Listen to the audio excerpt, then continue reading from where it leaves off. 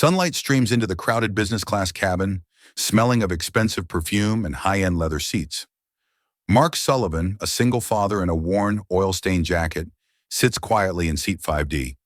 Beside him, his 8-year-old son, Ben, grips his colorful school backpack with nervous, trembling hands. Vanessa Cole, a powerful financial CEO, sneers at Mark's scuffed boots and tired eyes. "This isn't a shelter," she says loudly, attracting every gaze. "It's business class." Ben turns red as whispers erupt. Mark's calm, steady hand stays on his son's shoulder. She has no idea this nobody is the veteran fighter pilot who will soon save her life. Mark Sullivan is 42 years old, but he carries the stillness of a man who has lived several lifetimes. To the casual observer, he is nothing more than a ghost in the background, a contract avionics technician who spends his days in grease-stained coveralls checking wire harnesses and circuit breakers in the belly of massive jets. He speaks only when necessary, his voice a low, gravelly baritone that suggests a past he prefers to keep under lock and key. His life is a masterpiece of controlled simplicity. He lives in a modest 2-bedroom apartment decorated mostly with Ben's drawings of airplanes and stars. Everything he does, every overtime shift he pulls, and every meal he skips, is for the boy sitting next to him. Ben is his compass, his reason for breathing after the world he once knew collapsed into fire and regret. This business class experience was not a display of vanity. It was a promise kept. For years, Mark had traveled to remote outposts, frozen runways in Alaska, and humid hangars in Southeast Asia, to fix the systems that kept the world flying. He had hoarded his loyalty points like a dragon guarding gold. This trip was supposed to be Ben's reward for a year of perfect grades and for being the kind of son who never complained when his father came home smelling of jet fuel and exhaustion. It was supposed to be a memory of magic, a glimpse into a world of comfort they rarely touched. "Stay focused on your book, Ben," Mark whispered, his voice steady. "The air is the same for everyone, no matter what seat you're in." But beneath Mark's civilian calm lay a history buried in lead-lined government archives. Long before he was a technician, he was a legend in the sky. He was a commander, a Top Gun graduate who had spent a decade at Mach 2, pushing the limits of physics in the cockpit of an F-18. He had danced with death in the purple haze of the upper atmosphere, where the air is thin and the margin for error is zero. He had been a man of fire and steel. He had led squadrons through corridors of anti-aircraft fire and jammed radar frequencies. He had felt the crushing weight of 9Gs pressing his soul into his seat, his vision narrowing until only the target existed. But the military leaves scars that no doctor can find. After a final classified mission ended in a tragic accident that left his wingman injured and Mark's spirit broken, he simply walked away. He hung up his flight suit, erased his call sign from the records, and chose a life of low-frequency living. He chose the silence of a technician because he wanted to raise his son in a world without heat seekers or high-G blackouts. He thought he had buried the ghost, his old call sign, deep in the desert sands of Nevada. He believed he had finally silenced the screaming engines in his mind. Across the aisle, Vanessa Cole was a creature of a different world. She was built from polished glass and cold, calculating ambition. As the CEO of a multi-billion-dollar hedge fund, she was accustomed to a world where power was the only currency that mattered. To her, business class wasn't just a seating arrangement. It was a sanctuary for those who moved the needles of global commerce. Seeing Mark and Ben in her space felt like a personal breach of contract. She saw a man in a cheap jacket and felt he was a smudge on her pristine reality. Vanessa watched the way Mark adjusted his worn collar. To her, he looked like a mistake the universe had made in its grand accounting. She felt that his presence devalued her ticket, a ticket that cost more than some people made in a year. She didn't see the calluses on his hands as a sign of hard work. She saw them as a sign of lack. She didn't see the protective way he leaned toward his son as a sign of love. She saw it as a desperate attempt to belong where he didn't. She believed she was a guardian of standards, protecting an exclusivity she felt she had earned through ruthless victory. She saw dirty fingernails. She failed to see the warrior who had spent a decade protecting the very freedom she used to build her empire. She lived in a world of numbers, never realizing that some things, like courage and skill, can never be quantified on a balance sheet. The flight reached its cruising altitude of 38,000 feet, but the tension in the cabin remained at a boiling point. Vanessa Cole wasn't finished. In her world, silence from the opponent was a sign of weakness, and she was a predator who smelled blood. As the flight attendants began the first meal service, Vanessa leaned toward a businessman in seat 4A, ensuring her voice carried across the aisle. "You really have to wonder if the airline has lowered its standards," she said, swirling a glass of vintage Chardonnay. "Did you get lost on the way to economy, sir? Or did you just wander in here hoping for a free meal?" The businessman gave a small, forced laugh, clearly uncomfortable but too intimidated by Vanessa's aura to disagree. He looked away, focusing on his laptop. Ben sipped his apple juice, his small shoulders shaking slightly. He gripped his backpack strap so hard his knuckles turned white. He was 8 years old and he knew exactly what was happening. He knew they were being looked at as if they were trash. "Dad?" Ben's voice was a tiny, fragile thread. "Did we make a mistake? Should we go to the back?" Mark leaned in, his large, calloused hand completely covering Ben's. He squeezed gently, the pilot's grip, a steady, grounding pressure that had kept him calm in cockpits full of smoke. "Breathe, Ben. Just breathe. You earned this seat. You belong anywhere your feet take you. Don't let someone else's darkness dim your light." Vanessa let out a sharp, mocking sigh. How touching. A lesson in Poverty Row philosophy. Perhaps next time, save the points and buy the boy some decent shoes instead of a seat he can't appreciate. The lead flight attendant, sensing the toxicity, quickly moved in to offer Vanessa more champagne, trying to distract her. Vanessa took the glass with a self-satisfied smirk. She had asserted her dominance. The intruders remained silent, which in her mind confirmed her superiority. Mark didn't respond. He didn't even give her the satisfaction of a glance. Instead, he turned his head toward the window, looking out at the endless blue of the Atlantic. But he wasn't looking at the view. He was listening. His ears, trained by thousands of hours of engine telemetry and acoustic analysis, picked up a change. It was a frequency shift, a micro-harmonic vibration that didn't belong to the normal operation of a Boeing 777. It wasn't the rhythmic thrum of the Rolls-Royce engines. It wasn't the whistling of the wind against the fuselage. It was a lateral shudder, a fishtail movement that started deep in the airframe's tail section. Mark closed his eyes for a second, feeling the vibration through the floorboards. It felt like a cable snapping under immense tension, or a hydraulic valve oscillating out of control. His brow furrowed. His professional reflexes, long dormant, began to fire with the intensity of a jet engine on takeoff. He watched the wing tip through the window. It was vibrating, an aeroelastic flutter that was slightly out of phase with the rest of the plane's movement. In the aviation world, flutter was a silent killer. If it reached a certain resonance, it could tear a wing off in seconds. No one else noticed. The flight attendants were laughing in the galley. The businessman was typing an email. Vanessa was sipping her wine, lost in her own arrogance. But Mark knew. The aircraft was telling him it was hurt. He felt the subtle yaw of the plane, a movement so slight that the common passenger would mistake it for a minor breeze. But to Mark, it was the sound of a ship losing its rudder. The yaw damper was fighting a ghost in the machine. Somewhere in the cockpit, a master caution light was about to flicker into life, and the pilots were about to find out that their primary control surfaces were no longer listening. The air was about to turn up very, very heavy. Mark felt the adrenaline begin to seep back into his veins, a cold, familiar liquid that cleared his mind and sharpened his senses. Ben looked at his father, sensing the change in his posture. The boy knew that look. It was the look Mark had when he was fixing something broken beyond repair. "Dad?" Mark placed a finger over his lips. His eyes were no longer those of a weary technician. They were the eyes of a commander. "Stay seated, Ben. Keep your belt tight. Do not unbuckle it for any reason. Understand? If you'd like to see how this moment unfolds, you're welcome to subscribe and continue with us. The real test is just seconds away, and the sky is about to demand an answer." The transition from comfort to chaos happened in a heartbeat.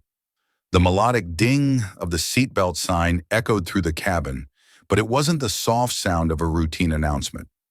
It was followed by a long, suffocating silence that made the ears pop. Then the plane didn't just shake, it lurched violently to the left, tossing a service cart into the aisle with a deafening crash of glass and metal. The nose pitched up at a dangerous angle, then dropped as the autopilot struggled to maintain trim against a ghost command. The smooth hum of the engines was replaced by the terrifying roar of wind resistance as the spoilers deployed unexpectedly, fighting against the pilot's commands. Vanessa's champagne glass flew from her hand, shattering against the bulkhead. She let out a sharp, undignified shriek as her body was slammed against the armrest. "What is happening? Fix this! Call the captain!" she yelled, her voice high and panicked. The mask of the cool CEO disintegrating instantly. Then the captain's voice came over the intercom. It wasn't the usual reassuring tone. It was slow, deliberate, and carried a rhythmic tremor of suppressed adrenaline. The voice of a man staring at a cockpit full of red lights. "Ladies and gentlemen, please remain seated and ensure your seatbelts are as tight as possible. We are addressing a significant control irregularity. Cabin crew, take your jump seats immediately. This is not a drill." The cabin fell into a heavy, terrifying silence. The clinking of silver vanished. Vanessa sat frozen, her face shifting from irritation to a primal, bone-deep fear. She looked at the oxygen mask overhead, her breath coming in ragged gasps. "This is a failure of management," she hissed, though her voice cracked and her hands were shaking so hard she couldn't grip her seat. Then came the words that changed everything. The captain spoke again, his voice echoing through the speakers like a hammer hitting an anvil. Is there any rated fighter pilot on board? I repeat, this is an emergency request. If there is a rated fighter pilot, specifically with high-performance jet experience and knowledge of fly-by-wire manual reversion, among the passengers, please ring your call button now. We have a primary control failure and need immediate assistance. The silence that followed was absolute. It was a vacuum of terror where money, status, and designer clothes were sucked away, leaving only the raw reality of survival. Vanessa looked around, her eyes wide and searching, desperate for a savior. She looked at the businessman, who was now hyperventilating into a napkin. She looked at the influencers who were crying. No one moved. In this moment, her millions were just paperweight. Her power was a cruel, useless illusion. Mark Sullivan stood up. The movement was fluid, precise, and lacked even a hint of hesitation. He didn't look for permission. He didn't check to see who was watching. He moved like a machine being switched back on after years in storage. "Dad?" Ben gasped, his eyes wide with wonder and a terrifying realization. Mark leaned down, his voice dropping into a register of absolute command, a voice that had once directed carrier landings in the dead of night. "Stay seated, Ben. Count to 100 for me. Use your slow breath. I'm just going to go help them fix a technical problem. I'll be right here. Focus on the counting." Vanessa stared at him, her mouth hanging open. The man in the worn jacket, the man with the scuffed boots, the homeless man. "You?" she whispered, her voice filled with a desperate, pathetic disbelief. You're a technician. You're not." Mark didn't even look at her. He pressed the call button. The lead flight attendant, Sarah, rushed over, her face a mask of professional terror, her eyes searching for a miracle. "I'm a former naval aviator," Mark said. The gravel in his voice was gone, replaced by the cold, hard steel of a commander. "Call sign Ghost, VFA 122. I have 4,000 hours in high-alpha airframes, and I've handled total hydraulic failure on a carrier deck. Tell the captain Ghost is coming up. Move!" Sarah didn't ask for an ID. She didn't check his boarding pass. She saw the way he stood, the balance, the stillness, the total absence of fear in a room full of panic. She saw the warrior he had tried to bury, now rising to the surface. "Follow me, sir," she whispered, her voice trembling with a flicker of hope. As Mark stepped into the aisle, the plane took another violent dip. He caught himself on the headrest of Vanessa's seat. She looked up at him, her gaze lingering on the faded Top Gun patch that had peeked out from the inside of his jacket as he moved. The man she had called a nobody was now the only person in the sky who held her life, and the lives of 300 others in his calloused hands. He walked past her as if she were made of thin air. In his mind, she was no longer a person to be avoided. She was simply cargo that needed to be delivered safely. He didn't have time for her apologies or her shock. He had a mission. The cockpit door was opened by a terrified co-pilot, and Mark stepped into a world of screaming alarms and flashing red displays. The captain was white-knuckled, his muscles bulging as he fought a yoke that felt like it was set in concrete. "I'm Ghost," Mark said, his voice cutting through the noise like a siren. "Talk to me. What's the status of the flight control computer?" "It's gone rogue," the captain shouted. "The actuators are oscillating. We're losing the tail." Mark didn't wait to be asked. He began flipping switches with a speed that left the co-pilot staring in awe. He was bypassing the digital brain of the aircraft, reaching for the raw mechanical nerves. He was going into the dark, into the place where only the best pilots could survive, flying a massive jet like it was a wounded bird of prey. The heavy cockpit door snapped shut with a metallic finality that felt like the closing of a tomb. Inside the business class cabin, the world felt suspended by a single, fraying thread. The screaming had stopped, replaced by a heavy, breathless anticipation. Ben sat like a statue in seat 5D, his lips moving silently as he counted. 68? 69? He was the calmest person in the room, anchored by the absolute faith he had in his father. The other passengers were weeping quietly or staring at the cockpit door as if it were a divine portal. All eyes were fixed on seat 5D, the empty space where the hero had been sitting. Every person in that cabin was suddenly aware of how much they had taken for granted. Vanessa Cole sat motionless. Her hands were folded in her lap, but they wouldn't stop shaking. The words she had spoken earlier, "Some people don't belong here," vibrated in her mind like a curse, repeating on a loop that she couldn't stop. The irony was a physical weight, pressing into her lungs, making it hard to swallow.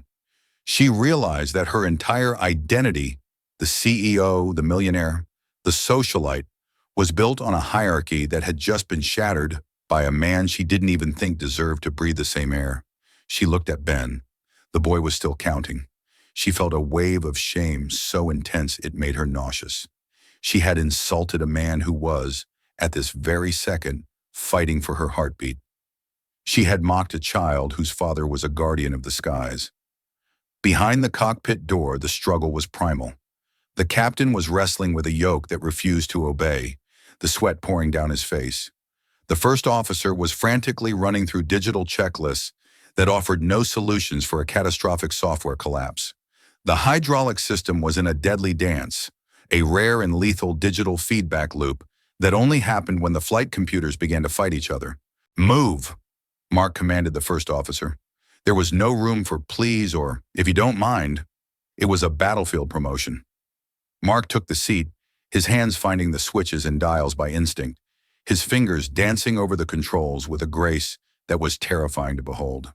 He didn't look at the primary flight displays. He felt the plane through the vibrations in the yoke and the soles of his feet. "We're going to manual reversion," Mark told the captain. "Shut down flight computer Alpha and Bravo. We're going to fly this on the backup analog links. The computer is compromised. It's trying to kill us. I'll take the primary controls. You handle the thrust asymmetry and the radio." His hands gripped the yoke with a muscle memory that bypassed 15 years of retirement. He wasn't flying a 777 anymore. He was back in the F-18 fighting the massive rudder with the surgical aggression of a man who had survived night landings on pitching carrier decks in the middle of typhoons. He was no longer a father or a technician. He was a component of the machine, a biological processor translating gravity and wind into survival. Slowly, almost imperceptibly, the violent vibration began to subside. The wild oscillations of the tail smoothed out. The nose, which had been hunting for the horizon like a panicked animal, dropped back into a stable line. The engine settled into a powerful, confident purr as Mark trimmed the aircraft by hand. The Ghost had wrestled the metal beast back from the edge of the abyss. The captain let out a long, ragged breath that sounded like a sob. He looked at Mark with a level of respect that transcended rank, age, or status. You just saved 300 souls, Commander. I've never seen anyone handle a manual reversion like that. Not even in the simulators. Mark didn't smile. He didn't even blink. He checked the gauges one last time, his eyes cold, professional, and entirely focused on the mission. Just doing the job, Captain. Let's get them home. My son is waiting for me in 5D, and I promised him we'd be okay. The cockpit door opened, and Mark Sullivan walked back into the cabin. He looked exhausted, his face lined with the ghost of 1,000 Gs. The adrenaline was fading, leaving behind the heavy, soul-deep weight of his memories. The ghost was receding, and the quiet, unassuming father was returning. He looked smaller now, humbler, as he retreated back into the shadows of his own personality. The cabin erupted, but not with noise. It was a wave of standing bodies, a silent ovation of 300 people who realized they had just been given a second chance at life. Ben didn't wait. He unbuckled his belt and threw himself at Mark, his small arms wrapping tightly around his father's waist, burying his face in the worn jacket. Mark held him close, his hands shaking slightly now as he kissed the top of the boy's head. "I'm here, Ben. We're safe. We're going to land in an hour." As Mark moved to his seat, Vanessa Cole stood up. She looked like a completely different woman. Her $3,000 designer suit was wrinkled and stained with wine. Her expensive makeup was smeared by tears, and her eyes were hollow with a profound, soul-searching shame. She stood in the aisle, blocking his path, her hands clasped together as if in prayer. I shouldn't have said those things," she whispered, her voice barely audible over the hum of the cabin. "I was wrong. I was cruel. I was blind. I owe you everything. My life. My future. Everything." Mark looked at her for a long, quiet moment. He didn't demand an apology. He didn't look for a reward or a check. He didn't even look for the satisfaction of seeing her humbled. He simply looked at her with a weary kind of pity, the look of a man who had seen the true face of death and knew how petty her world of status and money really was. "Words stay longer than seats," Mark said quietly, his voice carrying the weight of a dozen air battles. "Remember that next time you look at someone's shoes." Vanessa bowed her head and stepped aside, her face burning with a heat that no champagne could cool. She sat down and didn't speak for the rest of the flight. The business class cabin, the most expensive, exclusive real estate in the sky, remained the quietest, most humble place on earth. The barriers of class, wealth, and ego had been burned away by the white-hot heat of the crisis. When the wheels touched the tarmac in London, the landing was the smoothest anyone had ever felt. The passengers disembarked in a strange, respectful silence. As they walked through the terminal, Ben looked up at Mark, his eyes shining with a pride that no CEO could ever buy. "You were brave, Dad. You're the best pilot in the world, even better than the ones in my books." Mark smiled, letting the ghost fade completely back into the shadows of his heart. "I'm just your dad, Ben. That's the only job that matters. The rest was just noise." Fate doesn't need to be loud to be heard. It doesn't need to destroy the arrogant to teach a lesson. Sometimes it just needs to reveal the truth when the masks fall away. Respect should never be a luxury reserved for the wealthy. It should be the standard for everyone. You never know when the person you look down upon is the only one who can save you when the ground disappears. If you believe stories like this deserve to be told, leave a comment and subscribe. Respect should never wait for proof.